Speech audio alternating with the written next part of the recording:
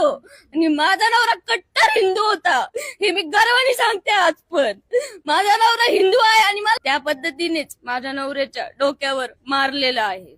नेणारा पण मुसलमान होता आणि मारणारा पण मुसलमानच होता आणि त्यांच्या खास करून कब्रस्तान मध्ये नेऊन त्यांनी मारलेलं आहे.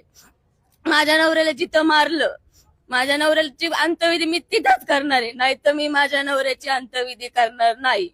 हीच माझी प्रशासनाकडे मागणी आहे.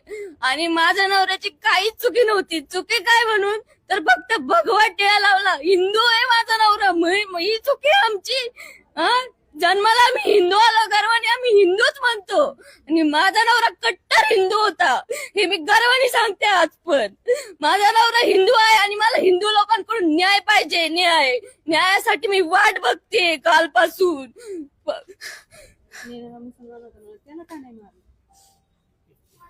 काही आरोपी पण अटक केले पोलिसांनी. आरोपींनी अटक केली. माझ्या नवऱ्याचा जीव गेलाय. जीव जाणं ही सोपी गोष्ट नाहीये. आज एका हिंदू व्यक्तीचा जीव जाणं म्हणजे एका बाहुलीचा जीव जाणं आहे का? त्यांच्यासाठी ते फक्त एका बाहुलीचा जीव जाणं, पण आमच्यासाठी तो माणूस होता, हाडामासाचा माणूस. माझ्या नवऱ्याचा जसा जीव गेलाय तसा आरोपींना फाशी मिळालीच पाहिजे.